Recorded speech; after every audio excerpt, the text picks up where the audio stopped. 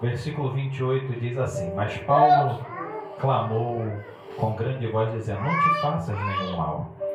E pedindo luz, saltou dentro, todo trêmulo, se prostrou ante Paulo e Silas. E tirando-os para fora, disse: Senhores, que é necessário que eu faça para me salvar? E eles disseram: Crê no Senhor Jesus Cristo e serás salvo. Aleluia! E a tua. Eu creio! E eles disseram: Crê no Senhor Jesus Cristo e será salvo tu e a tua casa.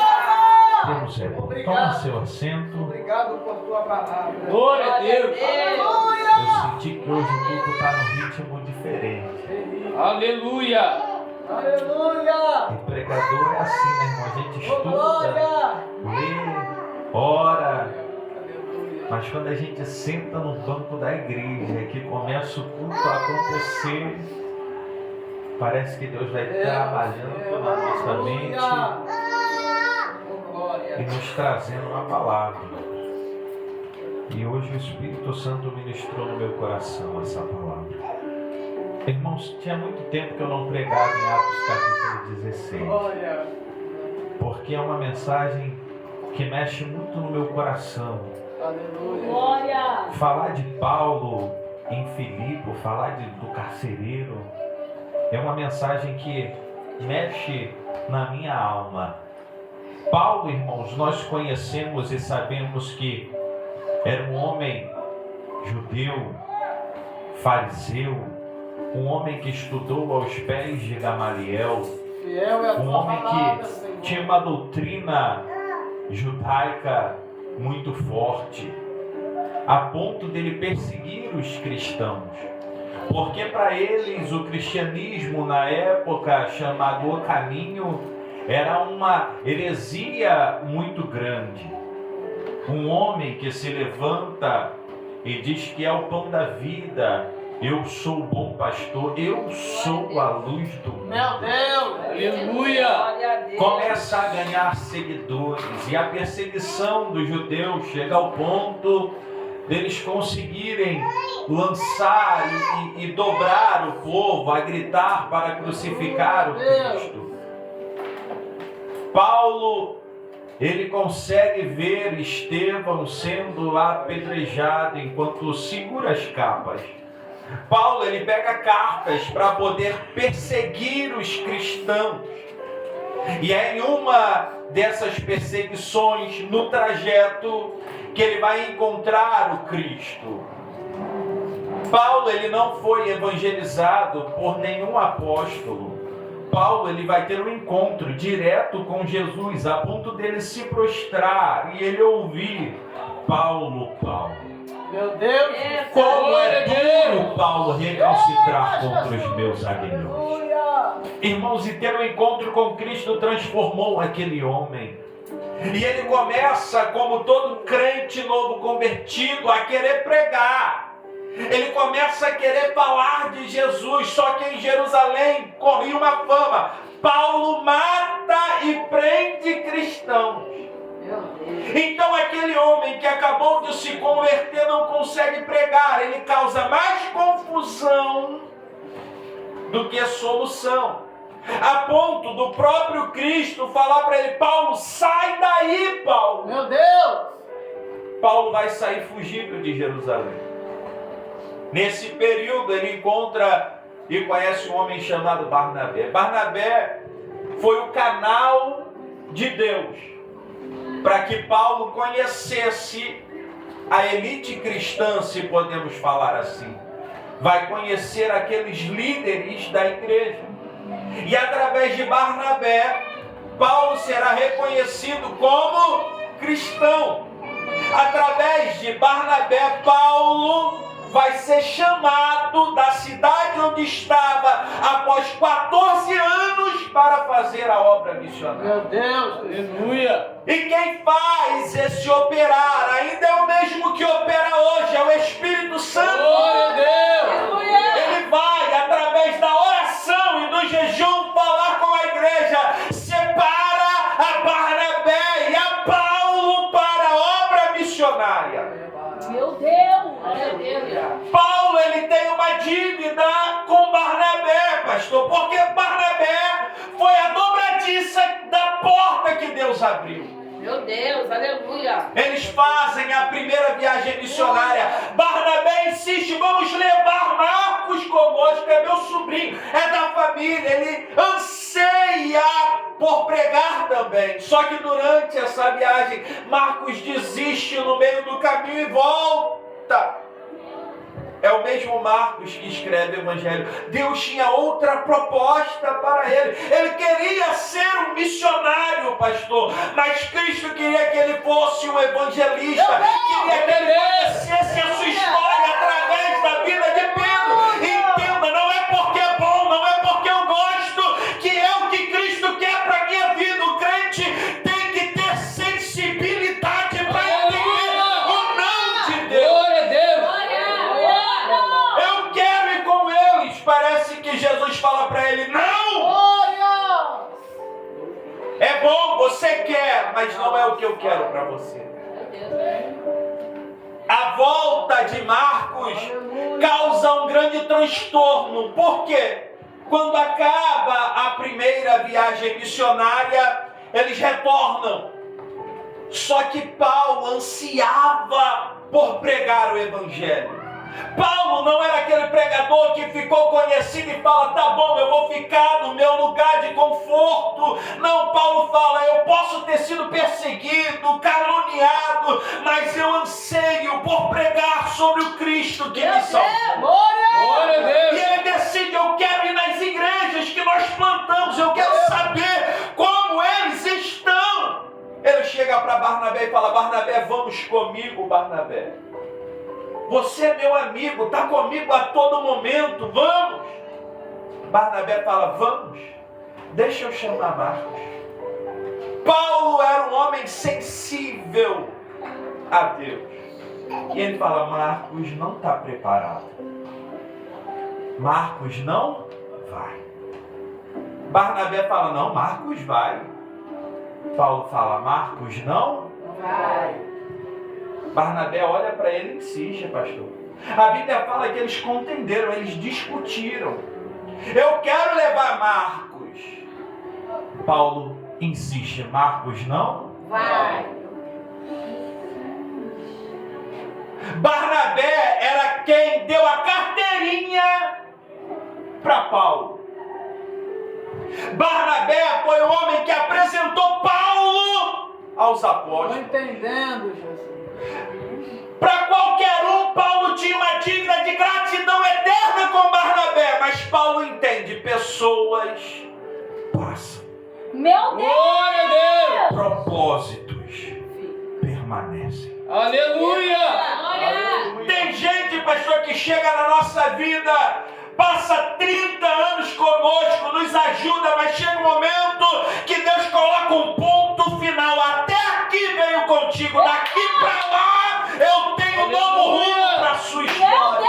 Glória a Deus. Tem pessoas que chegam num dia, no outro dia vai embora, mas parece que pega o teu ministério e leva para outro patamar. Mas você tem que entender, pessoas passam, Meu Deus! propósitos permanecem. Glória a Deus. Paulo entende, Barnabé, meu amigo. Barnabé foi canal de bênçãos para a minha vida, mas no momento eu tenho um propósito que é maior do que a minha amizade com Barnabé. E eu não posso correr o risco de falhar. Por causa dessa discussão, Barnabé pega um caminho, Paulo pega outro caminho. Paulo entende que ir sozinho é um problema, então ele vai atrás de Silas. Silas, vamos comigo, vamos. Na primeira cidade que eles chegam, eles encontram Timóteo. Parece que é Deus mudando o time. Na primeira era Barnabé, Paulo e Marcos. Na segunda agora vai ser Paulo, Silas e Timóteo. Só que Timóteo não é aquele que abandona. Timóteo é aquele que pode estar na cadeia. Glória a Deus. Aleluia! Eita, Jesus. Timóteo vai acompanhar. Parece que Paulo ele tinha um desejo de ir nas igrejas da Ásia. Só que Deus, pastor, ele faz diferente. E ele vai impedir Paulo de chegar aonde Paulo queria. Mais uma vez aparece o não de Deus. A Bíblia fala que o Espírito de Jesus Cristo impediu Paulo de ir. Paulo, ele vai insistir no segundo dia. A Bíblia fala que o Espírito o impediu de novo. Paulo vai ter um sonho, uma revelação através do sonho de um homem, um varão macedônio. Passe a Macedônia e nos ajude. Paulo, sensível ao Espírito, vai entender que eu posso até estar no caminho correto, mas se Cristo quer algo diferente, eu não posso fazer a minha vontade, eu passo a fazer a vontade de Cristo. Paulo não queria ir para farra, Paulo não queria ir para festa, Paulo queria pregar, mas Jesus tinha um caminho maior para Paulo, porque na Europa, que hoje é a Europa, ainda não se tinha nem sinagoga. Paulo vai pregar para um povo que ainda não tinha ouvido nem falar acerca do judaísmo. Paulo atravessa. Eu imagino, irmão, porque no nosso coração parece que quando a gente se converte, tudo vai dar certo. Parece que tudo vai correr bem. A gente pensa, se Deus mandou, eu obedeço.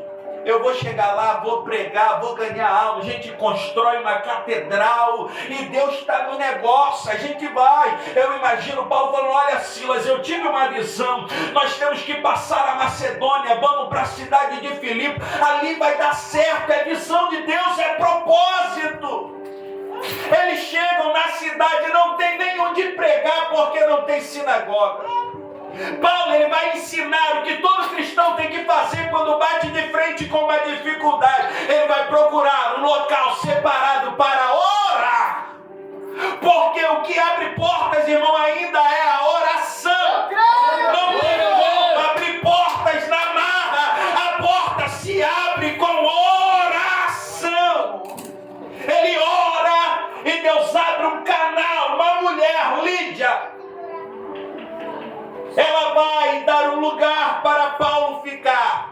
A família dela se converte. Paulo agora tem onde dormir. Paulo agora tem onde comer. Paulo agora tem onde repousar. E ele continua pregando o Evangelho. E eu imagino, a cabeça de pregador é assim. Quando tu começa a ver as coisas dando certo, ele falou, eu cheguei, orei, Deus abriu uma porta, eu estou pregando, as coisas estão dando certo, eu estou no caminho certo.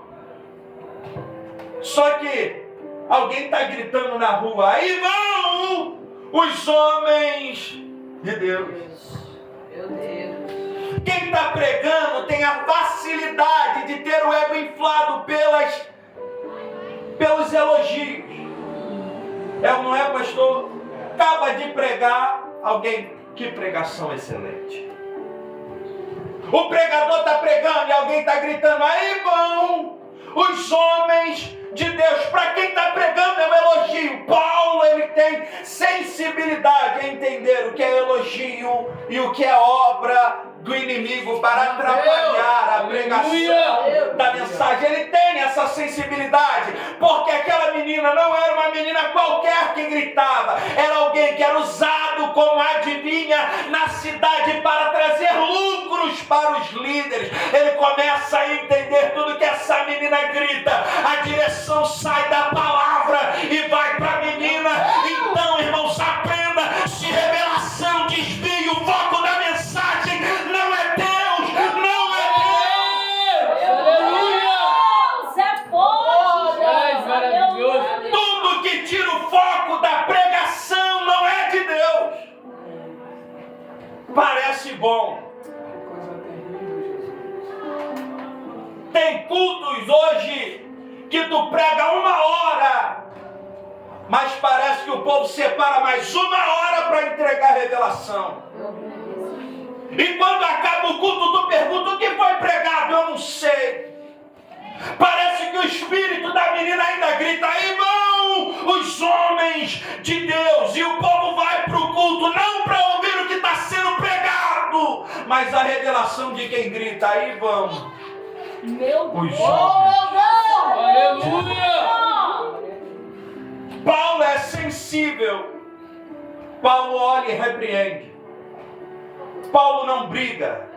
Paulo não discute. Aleluia. Paulo tem autoridade Glória a para Deus. repreender aquilo que impedia a pregação do Evangelho. Aleluia. Só que aí começa a saga de Paulo e Silas. Por quê? A menina era fonte de renda de muitos homens poderosos. E quando mexe no bolso, Eita, Jesus. o povo começa uma perseguição. Paulo e Silas vão parar numa masmorra, numa prisão mamertina. É como se fosse uma prisão de segurança máxima. Porque pregava o Evangelho. Nessa prisão, Paulo poderia ter pensado: eu acho que eu fiz besteira. Se eu estivesse em Jerusalém ou em Antioquia, eu estaria melhor. Eu acho que eu não estou no caminho certo. Ele poderia ter pensado: se foi Deus que me enviou, como é que eu estou numa prisão, impedido de pregar a palavra? Porque o nosso raciocínio lógico é que quem está preso na cadeia não prega. Ele foi açoitado antes de ser preso. Ele poderia pensar: eu fui afligido, eu estou machucado, eu estou numa prisão insalubre. O que eu vim fazer aqui? Eu acho que era coisa da minha cabeça. Porque o crente, ele tem essa mania de pensar que quando as coisas não acontecem da forma que nós planejamos, nós estamos fora da direção de Deus. Oh, meu Deus. Aleluia. Só que aí Deus está falando hoje: ei, não é porque as coisas não acontecem como você planejou que eu não estou no controle. Eu continuo no controle dessa situação. Tudo é proveitoso para quem está na direção do Senhor. As situações acontecem. Você acha que só porque está te ferindo, está fora do controle. Jesus está falando: a ferida foi aberta para que te pudesse dar continuidade no ministério que eu te chamei. Meu Deus. Glória a Aleluia. Paulo está numa prisão. Paulo olha para Silas. Silas olha para Paulo. Eles poderiam ficar de mimimi a noite toda. Eles poderiam ficar reclamando da vida a noite toda, mas crente não é assim. Crente pode estar numa situação difícil, sentindo dor, sendo caluniado, estando preso, mas crente ainda adora, crente ainda ora, crente ainda louva, crente ainda adora, crente ainda ora. Pode estar preso e estar dando glória, pode estar açoitado e estar louvando, pode estar na pior situação, mas vai estar igual a Jó olhando para o céu e falando: eu sei que o meu Redentor vive, em breve se levantará do trono ao meu favor. Crente entende que a situação ainda está no controle de Deus. Pode estar ruim, mas está no controle. Aleluia. Tu é fiel. Eles não estão só presos, eles estão numa prisão insalubre, sem iluminação e açoitado. Mas eles olham um para o outro e pensam: ora aí, Paulo, que eu vou cantar glória ao Salvador. Aleluia. Aleluia. Glória a Deus. Casamento está em crise, mas está assim: ora aí, Silas, porque eu vou dar glória a Deus. Glória a Deus. A porta de emprego fechou, mas está assim: ora, Paulo, porque eu vou cantar hinos de louvor. Parece que o turbilhão se levantou, a calúnia veio. Ora, Silas, porque eu vou louvar. Não importa a calúnia, porta de emprego fechada. Crente entende que não conta mais com a sorte. Crente entende que tudo é projeto de Deus. Aleluia. Se tu projeto de Deus, irmão. Aleluia. Glória a Deus. A Bíblia vai falar do de repente, pastor. O pastor falou aqui do de repente. De repente, à meia-noite, de repente. Eita. De repente, irmão, é algo não planejado nem esperado. Eles não esperavam o terremoto. Não era algo planejado o terremoto. Meu Deus. Mas de repente. Glória, glória. Mas Deus. de repente. Tu Aleluia. não estava esperando a porta de emprego, mas de repente. Aleluia. Tu não estava esperando a solução do teu casamento, mas de repente. Glória a Tu Deus. não estava esperando a conversão da sua família, mas de repente. Aleluia. Tu não estava esperando a casa nova, mas de repente. Tu não estava esperando aquela agenda, mas de repente. Tu não estava esperando aquele dinheiro, mas de repente. Tu não estava esperando aquele dom, mas de repente. De repente, tudo que era para te matar vai se tornar canal de bênção para a sua vida e para a vida de alguém. Glória a Deus. De repente, a mudança é de repente. No momento, Paulo e Silas estão louvando, orando, presos. De repente, um terremoto abre as prisões. De repente, um terremoto abre as algemas. De repente, as portas se abrem. O carcereiro tinha tanta confiança na cadeia que ele guardava, que ele estava dormindo.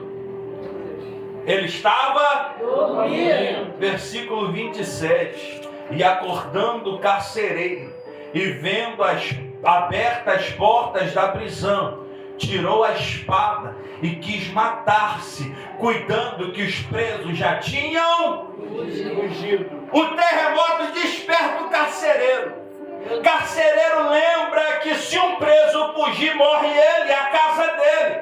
Então ele vai pensar o seguinte: se eu me matar, eu salvo não só a mim, mas também salvo a minha. Só que, como eu disse, a prisão não tem luz. O terremoto para o carcereiro teve uma visão diferente do que para Paulo e Silas. Para Paulo e Silas, aquele terremoto abriu as cadeias, era libertação. Mas para o carcereiro, aquele terremoto representava condenação. Meu Deus do céu. Só que o carcereiro, ele estava movido pelo que ele não enxergava. Porque, como era uma prisão subterrânea, não tinha luz. O carcereiro viu só as portas que estavam próximas a ele abertas. Movido pelo que ele não conhece, ele toma atitudes que ele não tomaria vendo a real situação. Aleluia. A escuridão, irmão, cega a nossa visão. A ansiedade faz a gente imaginar aquilo que não aconteceu. 80% dos nossos medos não se realizam. Ou seja, só nos dá uma crise de ansiedade.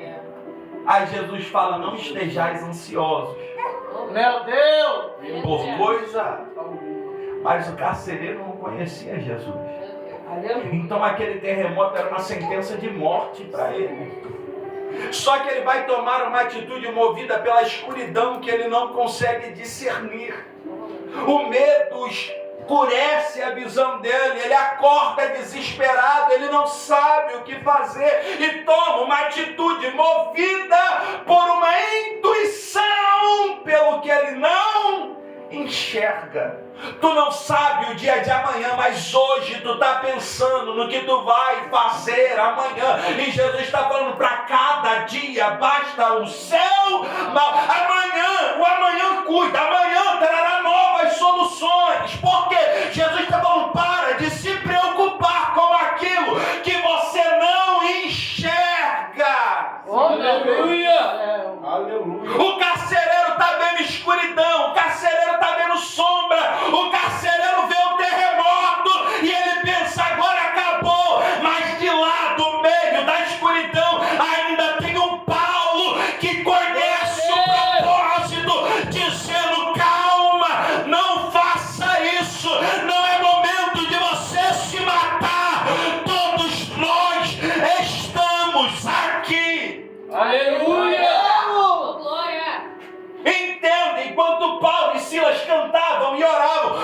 presos estavam escutando. O nosso mal é achar que ninguém vê o que a gente faz na hora da dificuldade.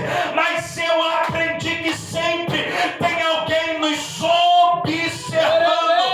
Como é que ele vai sair disso? Como é que pode estar louvando no meio dessa crise? Como é que sem nada na dispensa continua provendo como que é, mas no meio da escuridão sai uma voz: eu estou no controle de tudo, eu estou no controle de tudo. Não tome nenhuma atitude sem entender os motivos. Aleluia!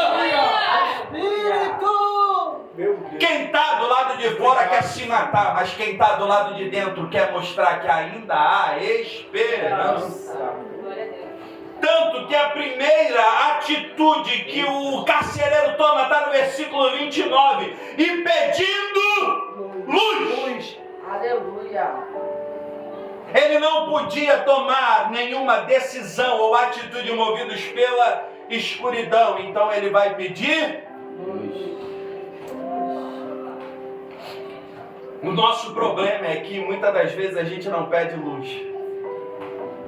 A gente pede a solução que cai do céu, mas não pede luz. A gente quer que as coisas se resolvam, mas não quer luz. Eu estava pregando sexta-feira, o Senhor me trouxe agora à memória, falando que quando a arca é perdida, o povo pede um rei.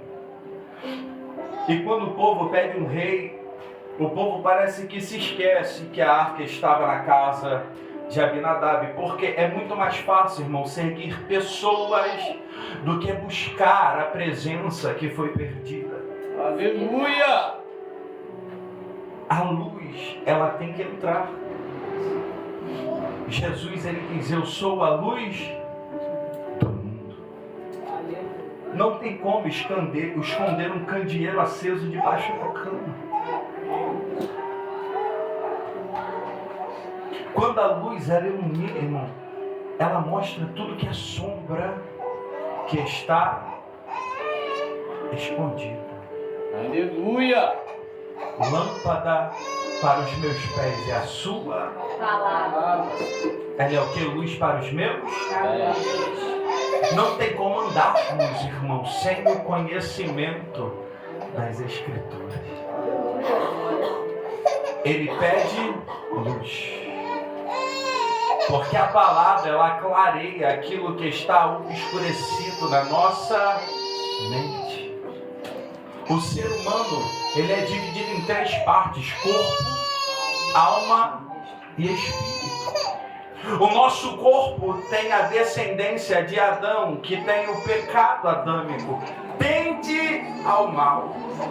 Jesus diz que o nosso espírito está, mas a carne é fraca. O espírito quer voltar para Deus. Então a briga entre a carne e o espírito, ela é... E aonde essa briga acontece? Na nossa... E quando a carne começa a vencer mais, a nossa visão ela vai ficando obscurecida. Queremos terminar um casamento, queremos chutar o emprego, a gente quer largar a igreja, porque estamos tomamos a decisão sem ver o real projeto de Cristo. Só que quando o carcereiro ele pede luz, que ilumina, e ele vê que tudo está no lugar, a atitude dele agora é pular para dentro. A Bíblia fala que ele saltou para dentro e se prostrou diante de Paulo e Silas. Ele começa a entender que o terremoto não era para matá-lo, mas para que Cristo pudesse alcançar a sua vida. Glória a Deus, aleluia. Talvez essa escuridão que se demonstrou e parece que te assusta é só uma forma de Deus te alcançar de forma mais íntima. Glória a Deus! O carcereiro, quando ele entende isso, ele pega Paulo e Silas. No início, nenhum preso podia fugir. Agora o carcereiro está tirando o preso da cadeia. e perguntando: o que eu posso fazer para me salvar? Aleluia. O carcereiro ele não fala mais: o que eu posso fazer para salvar a minha casa? Ele fala: o que eu posso fazer para me salvar? Porque no momento agora ele estava pensando em se matar. Caso tudo desse errado, ele tirava a própria. Mas Paulo está mostrando para ele: enquanto você está enxergando a um Paulo na sua frente, eu vou ampliar a sua visão. Não é só você que vai se salvar. O projeto dele é para que seja salvo tu e a tua casa. Crê somente em Jesus Cristo e será salvo tu e a sua casa. Irmão, o projeto não é só para você. A dificuldade pode estar com você no momento, mas o projeto é para alcançar a você e a sua família. Aleluia. Basta crer e será salvo tu e a tua.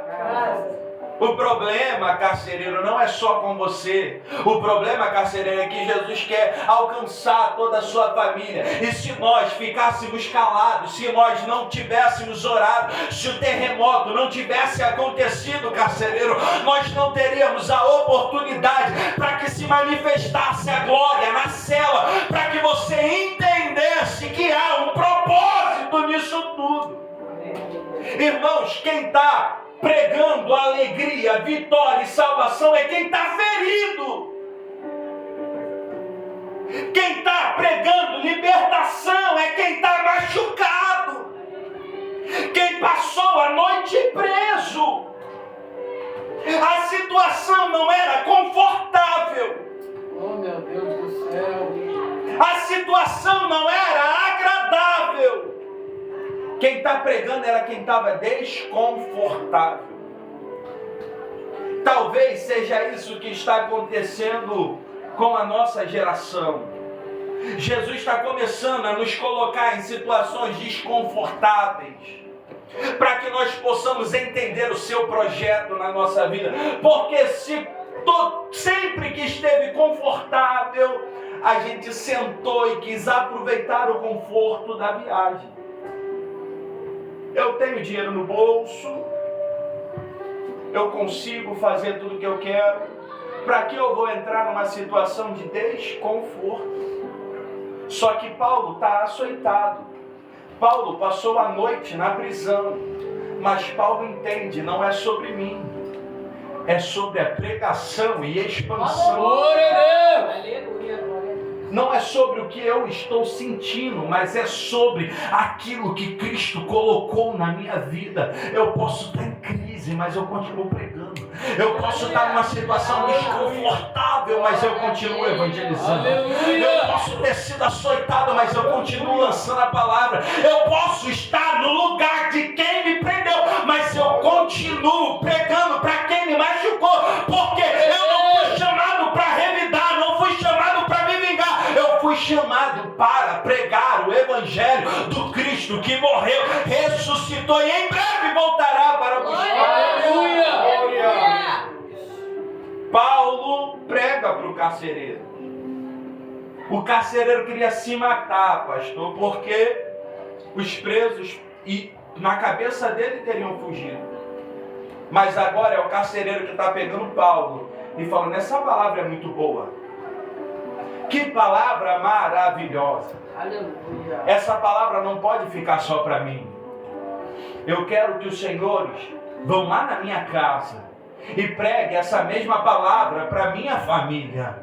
Eu quero que pregue essa palavra para todos que estão na minha casa. E agora está o carcereiro pegando 2 presos e levando para dentro de casa. E nesse momento as feridas de Paulo ainda estão abertas e sujas, sangrando. Mas Paulo está pregando.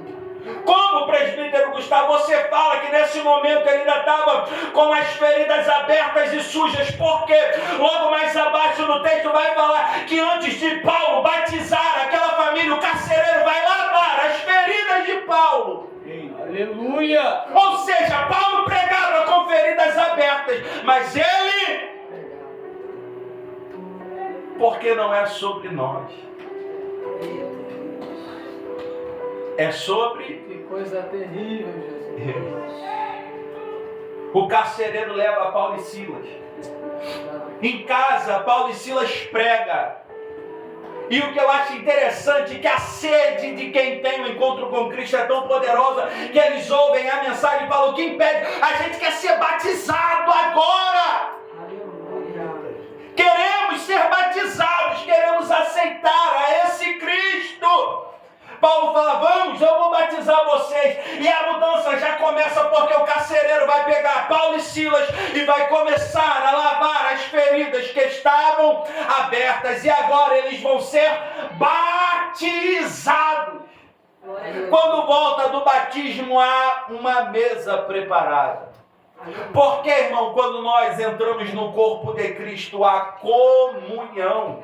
Aleluia. Paulo e Silas estão entendendo o propósito de Deus. Eu não fui chamado só para expulsar o demônio da menina. Eu não fui chamado só para pregar para Lídia lá na beira da praia, não. Eu fui chamado para ganhar mais uma família para Cristo. E se senta à mesa agora. O carcereiro está partindo pão com o preso e ambos estão dando glórias a Deus. Por quê? Porque o ferido se manteve pregando e cumprindo o ministério que a ele foi confiado. Entende, irmão? Cristo poderia ter confiado a qualquer um, mas ele sabia que só Paulo seria capaz de suportar açoites e prisões e continuar pregando o evangelho. Aí você dobra o joelho e se pergunta por que isso está acontecendo com você. E a palavra liberada é essa: é porque você suporta, é porque você aguenta, é porque ele te escolheu para cumprir esse ministério. Aleluia. Glória. Cristo não se engana.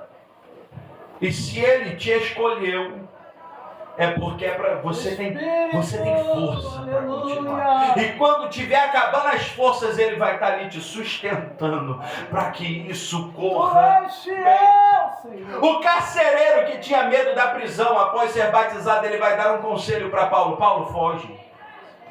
Mas o medo do carcereiro no início não era que os presos fugissem, mas agora, convertido, ele para e pensa: eu prefiro morrer, mas a mensagem tem que continuar sendo pregada. Porque crente, irmão, começa a entender que a prioridade ainda é a expansão do reino, que nessa terra nós somos peregrinos, estamos de passagem, somos estrangeiros, o nosso território, a nossa nação é o céu. Mas o Paulo, ele olha para aquele homem e fala: não é para acabar agora. Eu entrei pela porta da frente, eu não fiz nada de errado. Pela porta da frente eu vou sair. Aleluia. Vai ter a reviravolta. De manhã vão falar: não, sai escondidinho. Paulo vai falar: escondidinho não. Eu sou cidadão romano, nem açoitado eu poderia ser. Quando eles são liberados, o pedido é o seguinte: pelo menos saia da cidade. Paulo vai na casa de Lídia, vai consolar a igreja, vai explicar, vai motivar antes de passar para outra cidade. Mas por que, presbítero Gustavo, você falou isso tudo? Porque tudo isso aconteceu numa madrugada. Meu Deus. Não precisou de uma semana, não precisou de um ano, não precisou de dias. Foi durante uma madrugada. O de repente não foi para Paulo e Silas, o de repente foi para a vida do carcereiro. Talvez você está esperando muito tempo, mas o Senhor está falando: é no de repente de uma madrugada que você passa acordado em oração. É no de repente de uma madrugada que as promessas se cumprem na sua vida. É no de repente de um dia que a sua história pode ser transformada. Deus não precisa de muito tempo, Ele faz o de repente acontecer e você vê a promessa sendo cumprida na sua vida. É de repente, pastor, é numa madrugada. Não precisou de uma semana, não precisou de um mês. Numa madrugada, o carcereiro entende o poder de Deus. Numa madrugada, o carcereiro leva os pregadores para dentro de casa. Numa madrugada, a casa dele se converte a Cristo. Numa madrugada, a família dele está sendo batizada. Numa madrugada, eles estão assentados à mesa